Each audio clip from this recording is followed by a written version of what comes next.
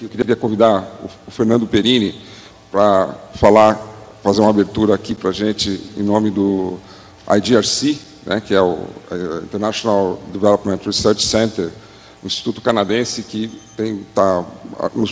apoia nossas pesquisas e é o patrocinador desse evento aqui. Perini, por favor. Bom dia a todos. É um prazer estar aqui como brasileiro trabalhando para uma organização do Canadá. É sempre bom apoiar e compartilhar com os colegas brasileiros um projeto, o Centro Internacional de Pesquisas para o Desenvolvimento. É uma organização criada em 1970 pelo Parlamento do Canadá, é uma corporação pública do governo do Canadá, que financia, desde aquela época, projetos de pesquisa em países de desenvolvimento, buscando soluções inovadoras para problemas sociais, econômicos e ambientais. E a gente vê, essencialmente, desenvolvimento social alinhado com a visão de Amartya Sen, o Prêmio Nobel de Economia de alguns anos atrás, que dizia que desenvolver é expandir as possibilidades e as oportunidades das pessoas onde elas estiverem, né? Isso é que é a noção de desenvolvimento. Então, a gente acha que a gente está trabalhando numa linha de pesquisa que pode contribuir com os seus resultados para promover o desenvolvimento social em algumas áreas do planeta. Eu sou uma pessoa, permita-me dizer isso, que venho de uma favela. Eu sou um líder popular, criado, nascido, militante de uma favela que tem 30 mil habitantes. Desses 30 mil habitantes, se eu for bem generoso, 5 têm nível universitário. 5, 6 estão cursando a universidade. Então, a nossa rede hoje é uma rede de bancos que está em 9 estados do Brasil, 5 aqui em São Paulo, para a grande alegria nossa, e como não podia deixar de ser, esses bancos, eles nascem no seio da comunidade, da natureza de um banco comunitário, que seja a comunidade proprietária do banco. E aqui em São Paulo, é o movimento de moradia, aguerrido, valente, guerreiro, o movimento de moradia, que é a entidade que faz a gestão dos bancos comunitários. Claro, cada local é um local, tem um grupo, tem uma associação, mas tem esse tronco muito forte aí, essa coordenação geral do movimento de moradia. Essa pergunta cabe: é preciso um banco comunitário no Brasil? O sistema financeiro atual não resolve o problema? Para nós, não. Engraçado que ontem, me permito fazer aqui só uma... Ontem nós estávamos num debate lá no BNDES, bancos comunitários, e a Caixa Econômica, deve ter alguém aqui da Caixa, no sentido de querer elogiar, homenagear os bancos Palmas, disse assim: muito bem, estamos em processo de namoro com vocês. E eu, tudo bem, né? Pretendemos nos casar em breve. E eu olhei para o sujeito e disse: só sou uma comunhão de bens, porque... Então, tudo começou, a trajetória dos bancos comunitários, quando nós fizemos essa pergunta: por que nós somos pobres economicamente? E para terminar a dinâmica, a gente perguntava para as pessoas: quem já tomou banho hoje? Qual foi o sabonete que você usou? Diziam várias coisas, por exemplo, Lux, Francis, o sabonete Lux. De quem é o dono da Lux? É da multinacional, da Unilever, que está lá nos Estados Unidos. Então, quando você comprou o Lux, o dinheiro foi para onde? Lá para os Estados Unidos. Eu tirava a rolha do balde, caiu uma bolinha. Onde é que você comprou feijão? Supermercado fora do bairro. Opa, o dinheiro foi embora, tirava uma rolha, caiu uma bolinha. Onde é que você comprou sabonete? Sabonete já falei. Vassoura, tudo, enfim. Ele dizendo as marcas, e nós mais ou menos dizíamos de quem eram as marcas, e tirava a rolha do balde, e ia caindo as bolinhas uma por uma. E no final o balde ficava sem nada. E eles começaram a entender que a gente era pobre porque perdia as poupanças que nós tínhamos. E não porque a gente, digo, é o povo da USP, ele sempre manga da gente, não sei porquê, o povo sem vergonha, não, estou brincando. Tirando de igual, o resto presta. Bom, daí surgiu a ideia de criar um banco comunitário. E, às vezes, para as pessoas mais simples, eu digo assim: um banco comunitário é simplesmente colocar rolha no balde. Quanto mais rolha eu conseguir botar nesse balde, menos pobre as pessoas ficam. E assim começou a história do banco como a rolha do bairro. Qual é a nossa tese central? Não existe bairro pobre, não existe território pobre, não existe local pobre. O que existe são territórios que, de tanto perderem suas poupanças internas, se empobrecem. Então, nós temos uma crença. Por mais pobre que seja o bairro, por mais pobre que seja o território, por mais pobre que seja a comunidade, ela é portadora de desenvolvimento econômico. Hoje nós chamamos prosumatores, que é para dizer que, além de produtor e consumidor, nós somos atores sociais. Nós reivindicamos terra, luta, água, nós participamos, nós temos uma vida social ativa, a gente não é só econômico, a gente é ator também, cidadão, ator de mobilização. Então, esse complexo é o que nós chamamos de banco comunitário. É uma instituição de microfinança, atua também com microfinança. É um correspondente bancário, atua também com correspondente bancário. Atua com a economia solidária e moeda social? Também, mas é um pacote de coisas, um pacote de produtos financeiros integrados num território, numa visão de território, que nós chamamos de bancos comunitários. Captação de recursos dos migrantes, da poupança dos migrantes. Há mais de 5.000 moedas sociais no mundo. Você pode ver um pouco uma apresentação, um mapa que fez um pesquisador belga, o Bernard Lietard, mas há muitos tipos de moedas complementares sociais. Há moedas para as trocas de tempos entre as pessoas, para responder a problemáticas sociais, voluntariado, formação de jovens para outros, de estudantes para jovens, de idosos para jovens, etc. Os exemplos do Bancos do Tempo, na América, do Fureikipu, no Japão. Moedas territoriais com o objetivo de desenvolvimento da economia local. Por exemplo, na Alemanha, os Regios, que é um programa que começou em 2001, com 30 moedas regionais, como o Chiemgauer, que tem hoje 2.500 consumidores, 100.000 euros cambiados por mês, 600 empreendimentos locais e 300.000 Chiemgauers em circulação cotidiana.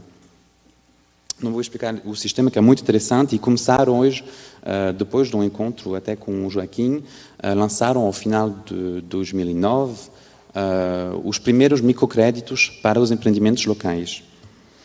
No Reino Unido também nasceu um movimento muito forte, muito interessante, de cidades em transição, que trabalham com o acoplamento de moeda local e desenvolvimento territorial com a perspectiva da promoção do desenvolvimento sustentável, com a configuração pós-carbono do desenvolvimento territorial. No Berkshire também outra moeda social com 2 milhões, etc. Há famílias que não têm de baixa renda e essa família, cada vez que recebe essa cesta, recebe esses sóis afetados a mais. Esses sóis permitam à família ir consumir essa cesta, comprar essa cesta, o conteúdo dessa cesta, nos empreendimentos de difusão de agricultura orgânica. Quer dizer que com a mesma soma de base que tinha permitido a família de ir comprar no supermercado tradicional, eles vão comprar comida numa rede sustentável que ajuda a proteção do meio ambiental. A minha conclusão, não tenho. Não, sim, as moedas sociais são um instrumento muito forte para interrogar os nossos modos de consumo, mas também a nossa maneira de atuar como agente econômico. E, em relação a isso, também interrogar os políticos, as instituições que planejam o nosso modo de viver ao dia a dia.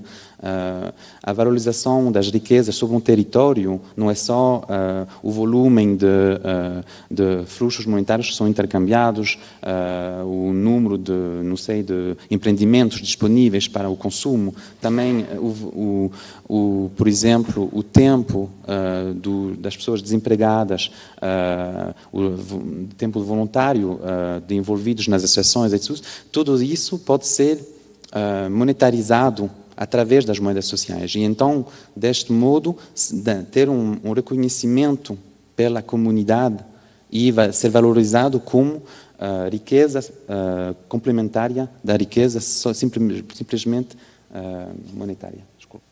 Obrigado. Que quando a gente pensa em inclusão financeira no Brasil, nós precisamos pensar em todas as fontes possíveis e imagináveis para o combate a essa exclusão, né? Quer dizer, a desigualdade, a pobreza, apesar da situação melhor em que o Brasil se encontra, ela é tão grande que todas as fontes são bem-vindas. Por isso até que nós até falamos aquele dia, nós, ao invés de microfinanças, nós temos falado hoje mais na construção de um sistema financeiro inclusivo, que inclua todas essas fontes, que inclua os bancos comunitários, as ONGs, as OCIPs, o próprio Banco Central, o BNDES. Só que interessante, e eu anotei uma outra frase do Joaquim aqui, ele disse o seguinte, que os correspondentes surgiram para os pobres, né? Ou seja, para a construção de um sistema financeiro inclusivo, nós também precisamos, nós podemos alavancar, pode haver uma sinergia com o sistema financeiro tradicional. Porque nós sabemos que o sistema financeiro tradicional fez, apesar de avanços, vários avanços, acho que o Banco Postal, por exemplo, é um exemplo desses avanços, né, de proximidade das pessoas mais pobres, mas nós sabemos que, de maneira geral, é só olhar os números, ainda há um longo caminho a ser percorrido. Agora, o fato é o seguinte, nós ficamos muito felizes, o Eduardo e eu, cada vez que o Joaquim coloca lá, o Yamalei também, cada vez que o Joaquim coloca os correspondentes como um dos pilares ali do modelo, nós ficamos extremamente felizes, porque quando nós começamos a estudar isso há mais ou menos 2 anos, e aí o Eduardo vinha da área de tecnologia, eu já estava começando os meus estudos aí em microfinanças, e aí nós começamos essa parceria em pesquisa. Microfinanças era uma coisa e correspondente bancário, tecnologia era outra completamente diferente. O Joaquim deve se lembrar disso. Há 3 anos atrás, se nós falássemos aqui de microfinanças e correspondentes, o pessoal ia dizer, mas eu acho que eu entrei na porta errada, está tendo 2 eventos ao mesmo tempo aqui. And our bank, the microfinance software. Today I would like to present about MAITI, its free and open source philosophy, MAITI's partnership with Institute of Commerce, and a small demo about our bank, the microfinance software. So, what is MAITI? MAITI is a social enterprise which is situated in the Garden City, that is Bangalore, India. We provide simple and affordable information communication technologies to the strategic use of free and open source software. MAITI currently has a staff strength of over 70 people and has offices in 3 locations in India, primarily Bangalore, Mysore and Kolkata. So what do we do as part of FOSS? For example, we recently conducted a convened workshop which is called the Text for Change, which was India's largest free and open source software for the non-profits. So we managed to get about a large number of non-profits under one roof, ideally, which is a forest, and we taught them how to use free and open source technology to improve their day-to-day activities in their organization and how to scale their communication or the other technologies which they use in their organization. Our bank is a simple microfinance application for the microfinance organizations or the MFIs. So what is our bank's vision? The vision of our bank is to stimulate a local development by offering small and medium micro-sized MFIs true and free open source software solution based on community-driven software or community-driven development. So typically in our bank, you can create institutions, so you can store all the institution needs so that any point of time all your documents are stored in one location. Like in the case of Institute of Commerce, they have about 53 community banks. Now all these 53 community banks can be integrated under the software our bank, so that you do not have multiple Excel sheets for each software, each community bank, and you could see all the transactions or all the financial transactions done by the community bank under one software, and it can be accessed any point of time. Então, para poder gerenciar todo esse crescimento, a gente estava precisando de um novo sistema, melhor do que a gente está utilizando no momento, com mais capacidade, mais flexível também, que permita a gente descentralizar o processo ainda mais do Instituto para os outros bancos comunitários. E a ideia é que talvez daqui para o final do ano a gente já poderia estar utilizando no sistema nos 50 bancos, né? Porque não é um sistema só para o Banco Palmas, é um sistema para a rede de bancos comunitários brasileiros, né? Por a sua flexibilidade, as novas tecnologias que utiliza, etc, etc, né? Além de que a gente depois vai poder adaptar esse programa que já criaram para outras instituições microfinanceiras, adaptá-lo às especificidades ou à metodologia dos bancos comunitários do Brasil, né? Então, um projeto bem interessante, que a gente também, o pessoal do Instituto poderia responder algumas dúvidas, né, que os participantes tenham sobre como é que poderia funcionar esse programa nos bancos comunitários, e perguntas mais específicas, técnicas, talvez, poderiam ser para a Vigem, né, sobre novas tecnologias ou as tecnologias, as inovações que tem esse novo sistema que estamos desenvolvendo, etc, etc. Como é que a experiência do microcrédito transformou aquela comunidade e como é que agora este exemplo vem se espalhando pelo Brasil? Fiquei tão interessado no microcrédito que também visitei Bangladesh, o professor Muhammad Yunus e o Grameen Bank, e pude ali verificar essa experiência tão formidável que levou-os a receber o Prêmio Nobel da Paz, o Grameen Bank e o professor Muhammad Yunus.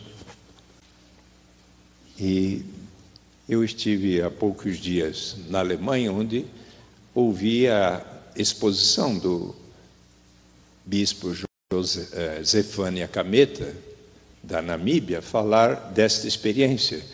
E eu queria lhe transmitir, prezado Joaquim, que muitas das coisas que na comunidade de Palmeiras você observou, ali com a instituição da renda básica, numa vila de 1000 pessoas, a 100 quilômetros da capital de Windhoek, eis, por exemplo, como é que este bispo explicou na sua exposição feita em Munique há pouco. E eu fiquei tão entusiasmado, eu combinei de, em breve, fazer a visita a esta vila de Windhoek, onde está se desenvolvendo, desde janeiro de 2008, o pagamento para todos os seus 1000 habitantes, é uma vila pobre, de o equivalente a $12 mensais para cada habitante, pago a todos. A contribuição resultou das igrejas alemãs e dos sindicatos dos alemães, mais 1/4 do fundo, feito por pessoas da própria Namíbia que resolveram fazer esta experiência.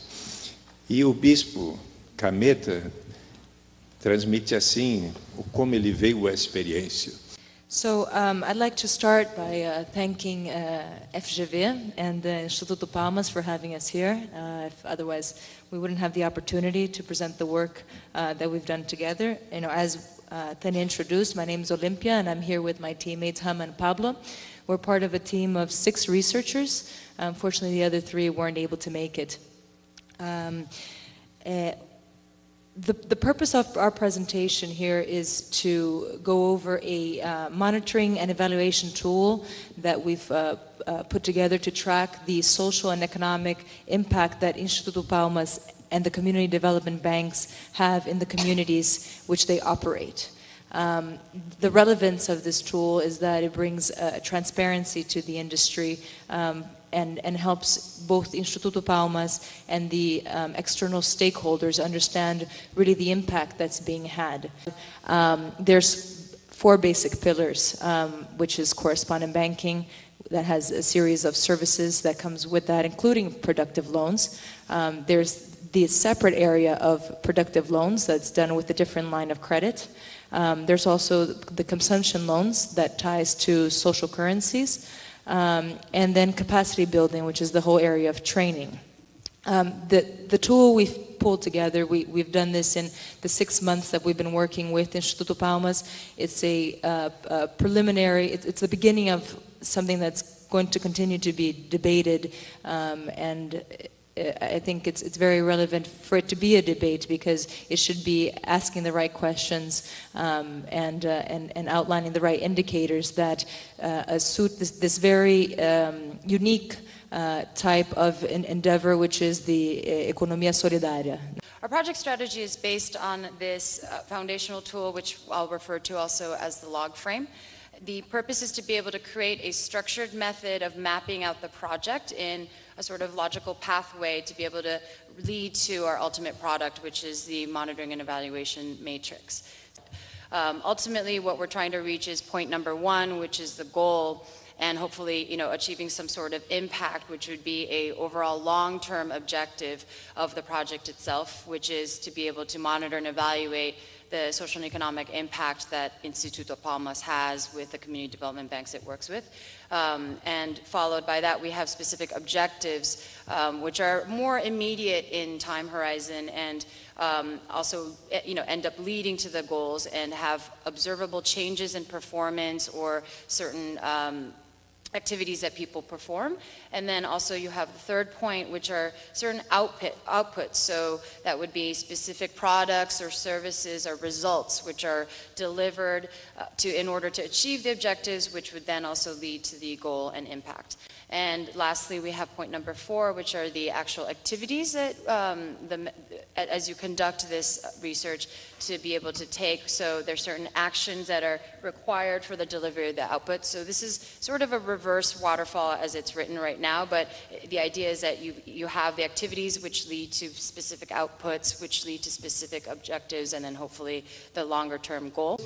The logical framework is very important because it dissects every layer of what Instituto Palmas, the network, and the community development banks do.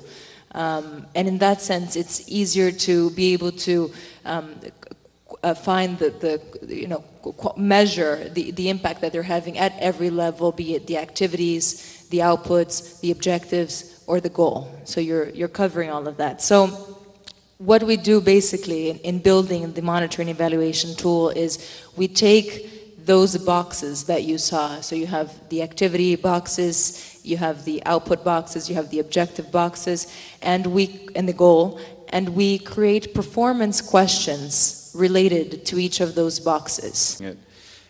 We came out with a lot of indicators from which in here we have only a sample. The first one is the cumulative total number of disbursed productive loans. That indicator would give us an idea of the historical impact in terms of productive loans that each bank has had. The second one is the maximum, minimum, and median amount of outstanding productive loans for each bank. Then we're also considering the total amount of delinquent productive loans by a really standard measure in banking, which is a 30, 90, and 120 days of delinquency. And the last one is the years of operation of the microenterprise where the productive loan is used. And the different options we have to fill out that indicator are if it's given to a new business as a startup capital, if it's given to a business that has less than 1 year old, between 1 year and 2 years old, or more than 2 years old. Some of the main takeaways that we have or want to present from this set of indicators is first, we can have an in-depth understanding of the productive loan portfolio just by some of those indicators. O que eu percebi, quer dizer, tem algumas questões aí que eu vou mostrar de indicadores que acabam sendo bastante parecidas, né? Esse nosso trabalho, ele foi desenvolvido a partir de uma motivação que foi, nós percebemos é que os indicadores para correspondentes bancários que existiam, eles abordavam muito questões como, por exemplo, abrangência geográfica, né? Ou seja, correspondentes bancários estão mais presentes nas regiões, quantos correspondentes bancários existem, e com base nisso era mensurado o impacto, quer dizer, quanto mais correspondentes, mais positivo o impacto. Então, diante dessa motivação, né, nós decidimos, então, analisar um pouco mais a fundo essa questão dos impactos dos correspondentes, que é uma demanda não somente dos próprios bancos, né, que querem ver aí o impacto do trabalho dos correspondentes, como também das instituições de microfinanças, dos bancos comunitários, né, e de onde quer que estejam aí os correspondentes bancários. Acho que a maioria ou todos aqui conhece o conceito de correspondentes bancários, mas eu acho que nunca é demais falar, né, um conceito de correspondentes bancários aí, que a gente tem, né, formalmente essa definição como arranjos em redes de tecnologia. Por que arranjos em redes de tecnologia? Porque quando você pensa em um correspondente bancário, informalmente ele pode estar dentro de um banco comunitário, ele pode ser o que pode ser uma farmácia, pode ser um posto de correio, pode ser uma padaria, pode ser um supermercado. Só que aí por trás você pode ter todo um arranjo, né, com tecnologia por trás, com integradores, que são empresas que trazem tecnologia, muitas vezes auxiliam na administração desses correspondentes bancários, ou seja, dessa farmácia, desse banco comunitário que se tornou um correspondente bancário, né? Você tem todo esse arranjo aí de tecnologia, de gestão por trás, muitas vezes é o próprio banco que faz essa gestão diretamente, né? Por isso que nós falamos aqui em arranjo, tá? E para a economia local, obviamente, né? Então, é o impacto, e aí o impacto não é um impacto individual em cada correspondente, mas é um impacto na economia como um todo, na cidade. Então, olhar o quê? Olhar para o volume de impostos que está sendo gerado em função da presença dos correspondentes. Então, esse é o foco. Depois de olhar para essa relação entre correspondente e banco, olhando para os 3 eixos social, econômico e ambiental, olhar um pouco para os resultados, tá? Com base aqui nessas dimensões. Obviamente, acho que essa parte final é bastante elucidativa do ponto de vista de agenda de pesquisa, né? Esse foi um estudo em que levanta os possíveis pontos que ocasionaram essa melhora visível em Autazes. Aí vem o que o senador tinha comentado anteriormente com o Joaquim, que é a necessidade de uma mensuração, digamos assim, mais formal do impacto dos correspondentes ali. Dentro da ótica de sair da limitação, sair do mundo apenas do microcrédito, nós temos focado em microseguros. Estou vendo o Richard ali, que está ligado a esse mundo dos microseguros, né? Então, nós temos feito algumas pesquisas ainda iniciais, é verdade, mas procurando abordar esse tema. Uma pesquisa já finalizada é essa que está aí. É bastante simples de entender que, enquanto o microcrédito é um mecanismo de geração de renda e acúmulo de ativos, o microseguro serve para preservar ativos. Então, eles são bastante complementares. De um lado, geração de ativos e acúmulo de ativos, e do outro, preservação através de mecanismo de seguro. Por exemplo, definindo de maneira multidimensional, usando várias variáveis diferentes, o que é essa vulnerabilidade, na linha do que quem conhece esse assunto deve estar habituado, né? Vulnerabilidade não tem a ver só com renda, tem a ver com educação, com saúde, com o lugar onde você mora. Então, a ideia é, a partir dessa definição, imaginar se as instituições, ou mapear se as instituições estão chegando aonde deveriam estar, ou seja, se elas de fato estão chegando aos mais vulneráveis. Então, como o Lauro bem definiu, a gente sentiu alguma carência de conhecimento a respeito de o que o usuário de correspondente especificamente gostaria de ter, o que o próprio correspondente gostaria de ter dos bancos, em termos de soluções, serviços, produtos, soluções de segurança. Onde é que estão os problemas, de fato, né? Onde a demanda não está suprida em relação a usuários correspondentes e os próprios correspondentes em relação a demandas do setor, em relação ao setor público e também aos próprios bancos, privados ou não. Então, entendendo quais municípios vale a pena a gente estudar, tendo representatividade em cada um dos 3 grupos, a ideia é que a gente consiga, dentro desses municípios, fazer estudos que também expliquem geograficamente a distribuição, não necessariamente um município grande, né, de alta atividade, que tem um grupo de correspondentes, uma alta oferta de correspondentes por habitante, vai ter isso bem distribuído. Isso pode estar muito separado regionalmente, localmente, em relação a bairros, por exemplo. Então, a gente precisa entender um pouco mais os municípios onde a gente vai estudar, para aí sim fazer uma fase qualitativa, entender o que acontece com esses correspondentes seus usuários e elaborar um questionário fechado para poder generalizar essa demanda. Meios de pagamento, né, o dinheiro, esse tem, quer dizer, é muito importante, todo mundo precisa de receber ou pagar coisas, né, comprar ou vender, enfim, esse é muito importante. Crédito, já foi falado bastante aqui, todo mundo precisa de crédito de alguma forma, seguro, né, é uma especialidade aí do Lauro, quer dizer, as pessoas desenvolvem os mecanismos mais variados para garantir algum tipo de segurança, né? Quer dizer, desde vender um pequeno ativo, esse pequeno ativo pode ser um cabrito, né? Ou alguma coisa desse tipo, né? E da mesma forma a poupança, né? Quer dizer, as pessoas desenvolvem mecanismos muito variados de lidar com o serviço financeiro da poupança. É com muita satisfação que eu estou aqui agora, em nome da Escola de Administração de Empresas de São Paulo, da EASP, da Fundação Getúlio Vargas, para estar com vocês no encerramento deste evento. A nossa escola tem toda uma qualidade, uma ênfase muito significativa no ensino do graduação, pós-graduação, de extensão, de educação executiva, mas também na pesquisa mais acadêmica e na pesquisa aplicada. E essa pesquisa, feita, por exemplo, pelo Centro de Estudos de Microfinanças, em conjugação com outros centros de estudos, com outros departamentos da escola, procura justamente ter um approach inovador, um approach diferenciado e um approach que esteja contribuindo não apenas para o desenvolvimento do conhecimento, mas principalmente para o desenvolvimento do nosso país. De modo que um seminário como hoje, um workshop como hoje, pegando um tema tão importante, é para nós motivo de muita satisfação.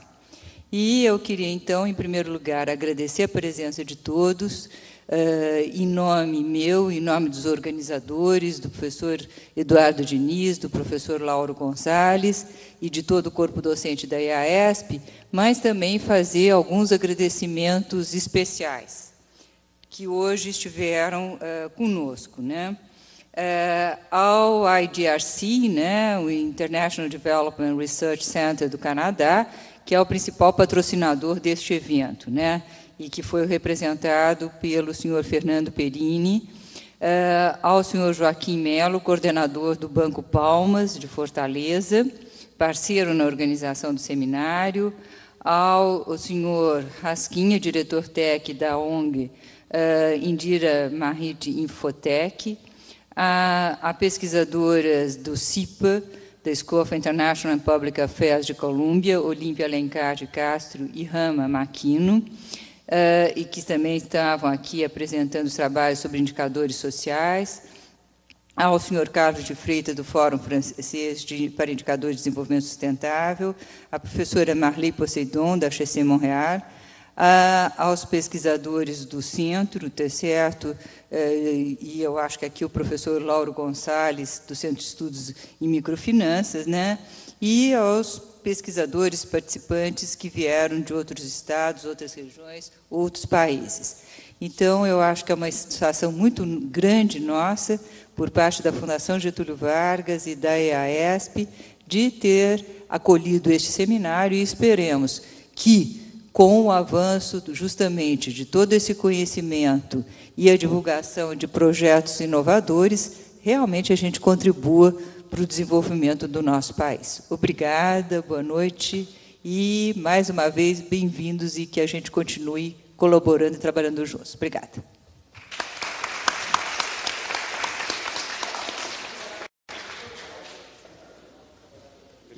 Muito interessante. Não, eu peguei só assim. Já é meu final de festa. Exato. Foi, 180. 180. Agora deve ter uma.